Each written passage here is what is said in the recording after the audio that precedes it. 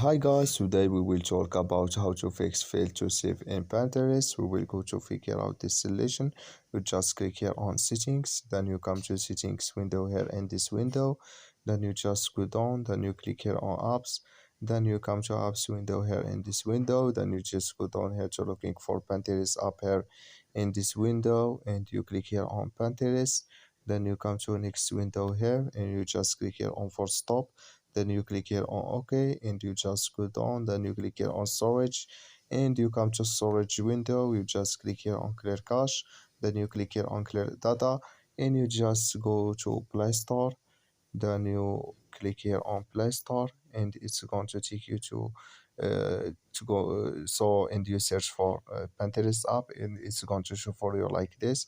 You just click here on update and it's going to fix your problem. So that's all now. Thank you for watching. Don't forget to support us by liking, subscribe, and see you in next video.